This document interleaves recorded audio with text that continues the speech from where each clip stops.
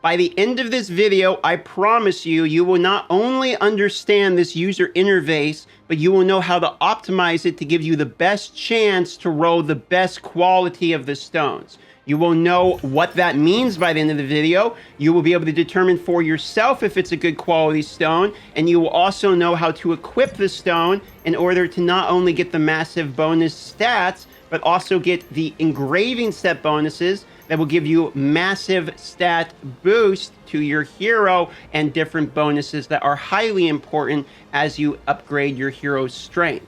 That is the goal of this video. I promise you by the end of it, you will have succeeded in that goal. If I earned your like and subscription by the end, so be it. Let's get going. Here's the menu that you're going to need to know for today. You can find it in Vern, for instance, where I'll show you. It's the main area. I'm directly on top of the person. It looks like an ability stone. When you look on the map, you see right here, it's got this blue icon. It's by the bottom right triport in Vern. This is where I'll be using this guy today. There is one in pretty much every major town.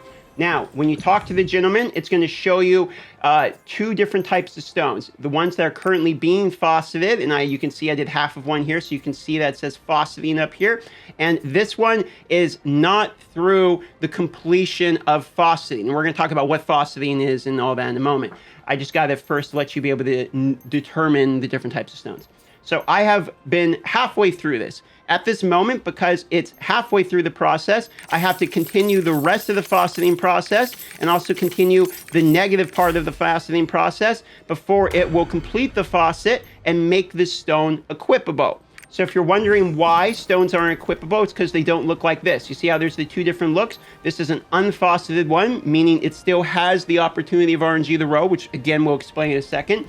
However, this is a completed faceted one, so you can see exactly what the stats are.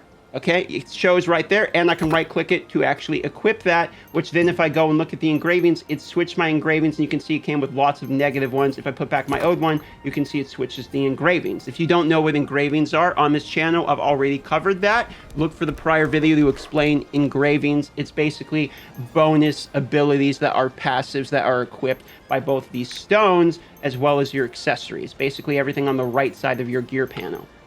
Now, back to the ability stone process. Let's actually talk about what this is, what the process is, and how to optimize your luck. So when you begin, it's going to tell you a success rate, 75%. That means that if I choose, I can pick one or the other one of these, and I have a 75% chance of filling one of these nodes with a gem. You want it to fill with the gem, not be grayed out, because that gives you one more of those engraving points. For instance, this preemptive strike will make it when somebody's getting hit for the first time, I'm guaranteed a crit plus critical damage for my first attack on that hero or on that enemy if they have full HP.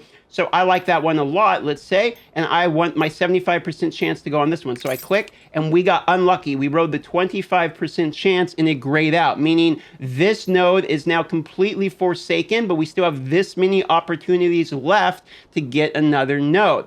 Now I'm going to try again, and you can see that one went through. So now it says +1, and up here it says X1, because X1 is the total combined amount of these +1s we've had by the time we finish rolling this line, okay? Now, you see how it changed? It says 65% chance. Every time you roll, no matter if it's a positive or negative effect that happens, it will change your success rate, but it can roll into the same one. So it could go from 65% and re-roll back into 65%.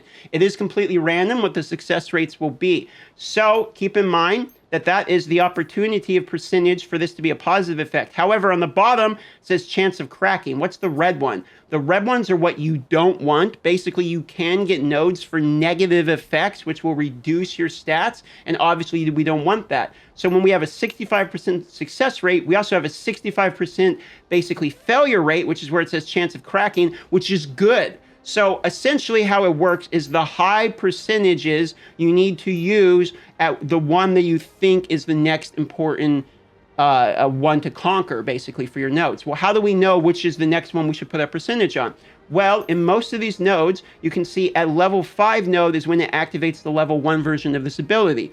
So a lot of these stones, we're trying to get at least 5 nodes of each of these, so that way they are self-contained and be able to activate that engraving effect just from the stone itself without needing to, mismanage around some accessories, okay? Might seem a little complicated. Stay with me. It will be explained further.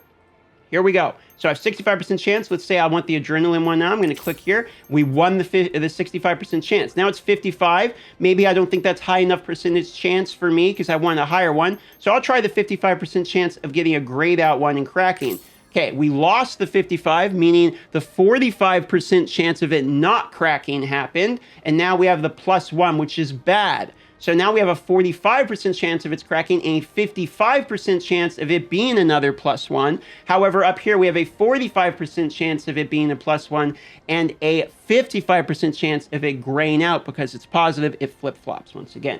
So I'm going to take the 45% chance, try it on adrenaline. We got unlucky. Now let's say I'm worried because the +1 node here is already early at +1, so I want a higher than 50% chance of getting a gray, so I'll go here. We got the gray. Let's say by the same logic, I want another gray one here, and we have 65% chance. So I'm saying, okay, let's try the gray again. We got unlucky, and we got the +1.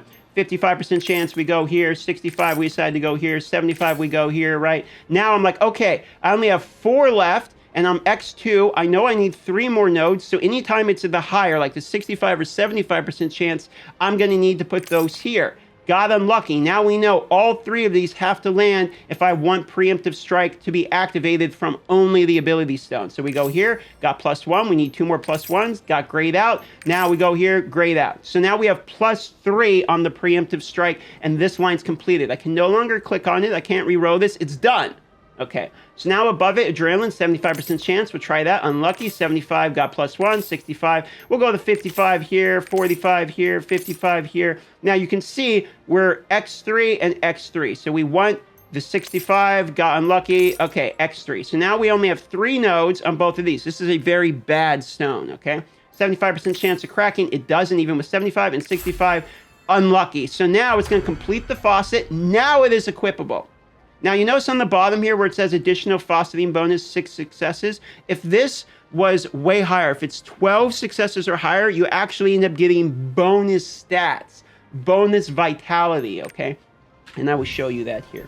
So here is our very unlucky stone. If we unequip this very unlucky stone by right-clicking it, and we know it's equipable because it's all shiny looking, you can see, look how bad these negative effects are. Now, we have Preemptive Strike, even though I only had 3 nodes, because if we go to my gear and we look, on the engravings, I have +2 Preemptive Strike right there on the earring. So the 3 from the faucet stone here, plus the 2 from the earring is a total of 5, which unlocks that node. Now that hopefully you understand how to roll them and what they do, I will show you the acquisition of the product. You can get this within the dungeons. Chaos dungeons are a very easy way to accomplish this.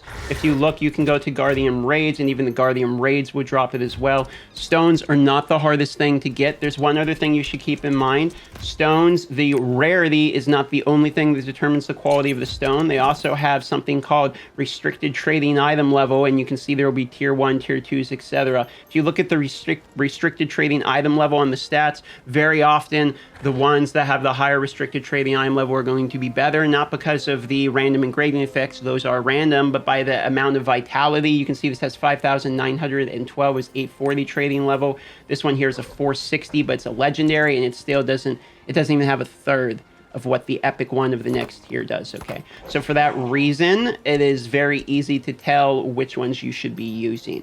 Hopefully this answered all your questions. Ability stones are part of the reason you're failing in Guardian Raids, etc. There are literally some stones that are so powerful. If you look, I have this one called Adrenaline. After using basic skills, it stacks up to 6 times of attack percentage bonus, then literally just gives me 5% bonus crit rate, which is huge. This one gives me Crisis Evasion, where when I take fatal damage, I become invincible for 3 seconds and then recover 50% of the damage I took.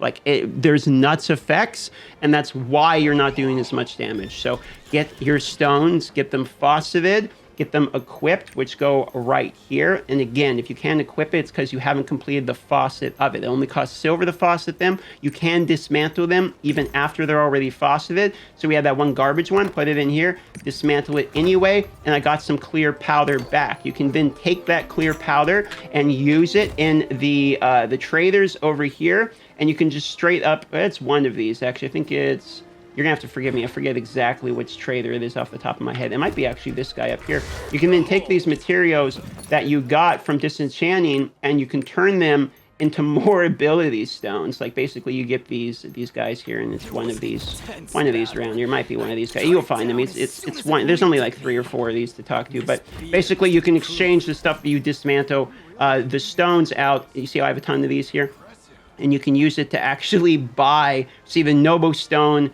can be exchanged for a Noble Stone birthed from the Ability Crafter. So I can literally just buy more stones from disenchanting the stones. So that's the easiest way I can explain it.